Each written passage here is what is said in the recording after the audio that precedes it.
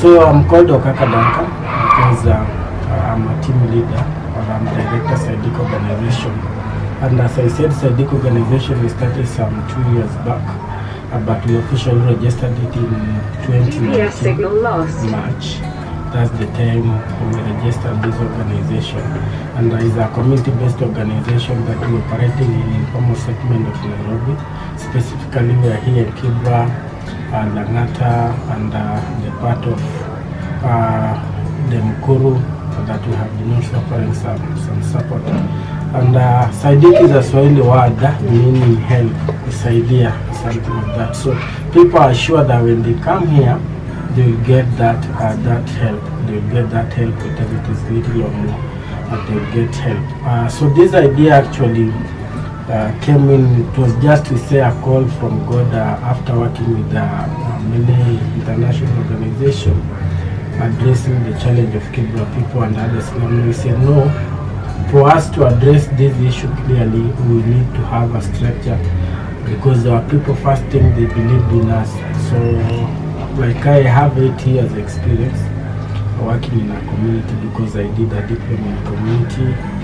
I have worked with Kaunda for Kibera, I have worked with Shofco, I have worked with Arts Foundation for some quite number of time.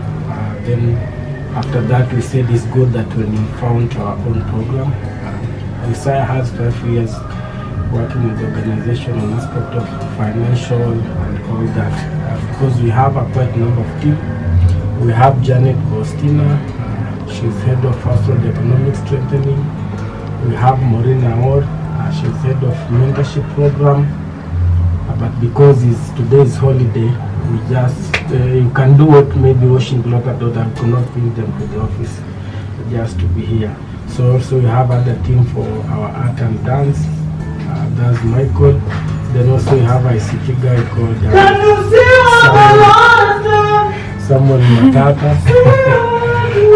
Samuel Matata also is actually volunteer helping us to do some little things here and here. So because now depending on the challenge that we are facing from slum and there is population growth rate, there is outbreak of teenage mothers that is very high, the dropout of the school children.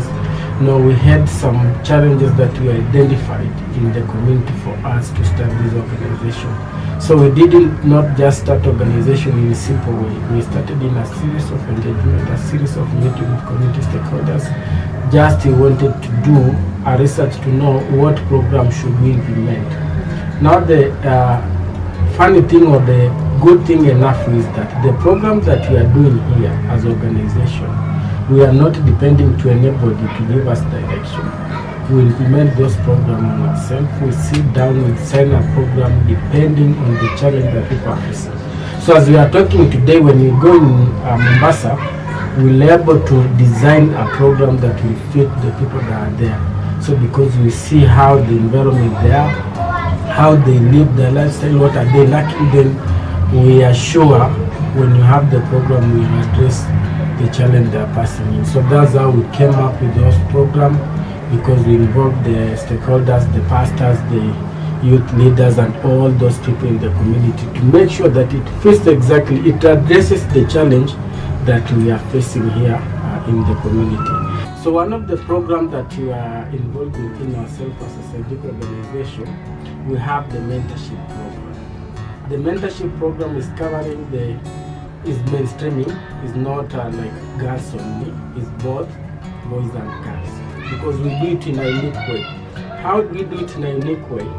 We have some joint session between these two groups, where like we have other topics that we do separate session.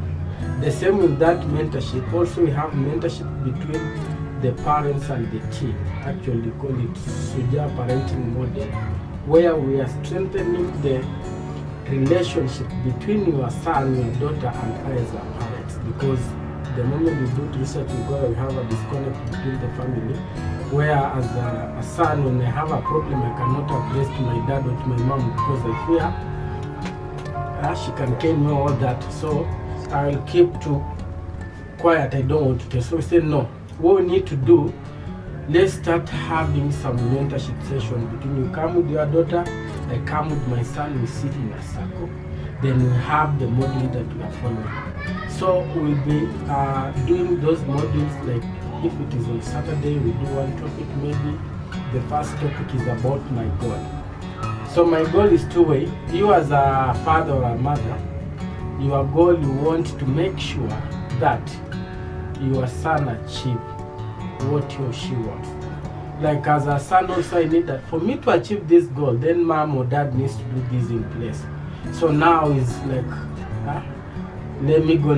So like everybody have responsibility for us to achieve the goal. So that also, it will make me now, anything I need, I go to that. I need this, I need to be a pilot. For me to be a pilot, I need to work hard. Yeah.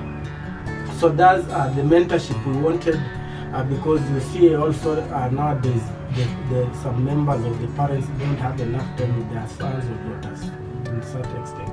So we said now this mentorship, we are passing the skills. Actually, we are focusing on sexual and reproductive health awareness. We have the guiding and counseling. We also take them on the guiding and counseling aspect. We want them to be guided to do what is required. Also, sometimes we depend on volunteers from the government and the needs to come just to give them talk, psychological support and all that. So that's all about what we do with mentorship, because for us to get these girls and boys, also we have to attach something behind them.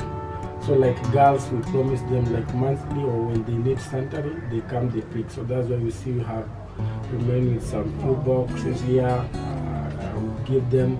Now they come and pick when those sanitary are needed. And when they need it. So when time arrives, they come and pick. We also give them scholastic material when the school opens. We mobilize for some books, some materials. We give them to go back to school, set the nautical set, the writing pens and all that, as a way of appreciating and supporting them. Now, nobody is willing to lose the session, because he knows when I come, I'll get some scholastic material. For those that are going in school, we have dignity packs.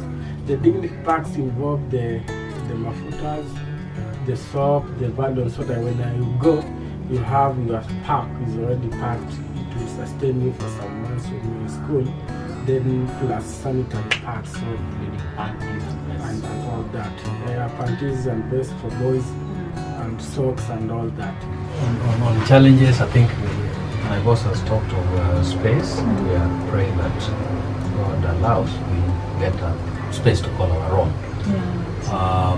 We are also still in need of the sanitary pads for our girls. You see, it is an ongoing program. Yeah, so we are still also asking for partnerships and from friends and well-wishers, just to continue donating and contributing towards this wonderful project. We want to this in Aitwa, what do they call it?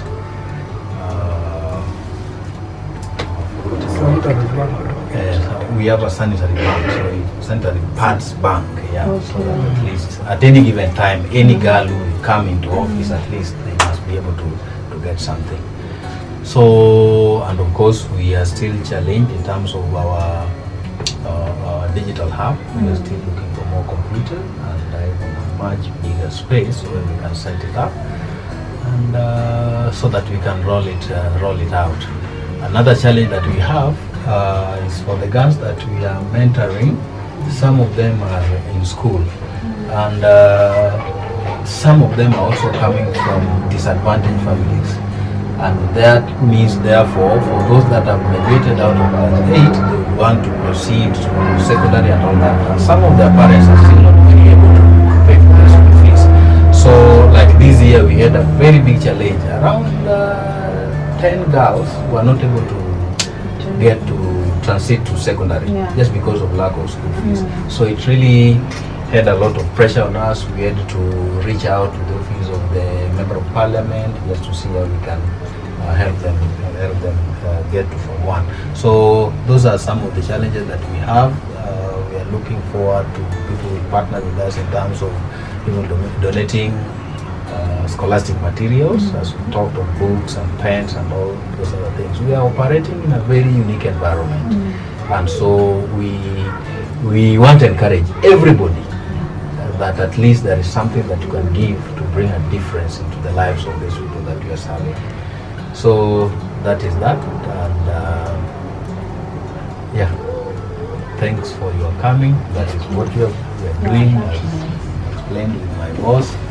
The community is dynamic, it entails a lot of things, there are a lot of challenges here and there.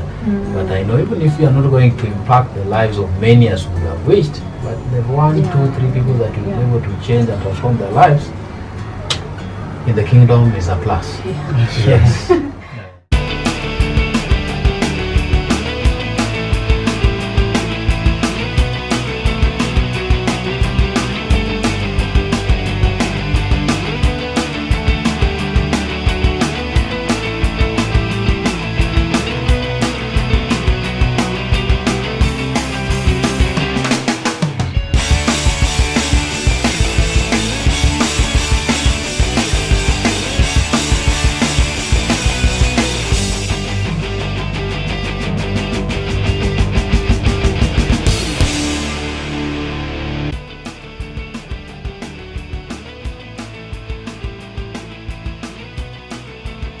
It is not easy actually trying to get these situations.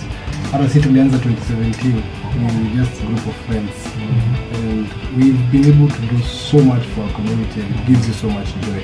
I mean, mtu ajuangi hiyo kutendea watu wenye iko na impact. So I just want to encourage you muendelee na God atatengeneza mambo.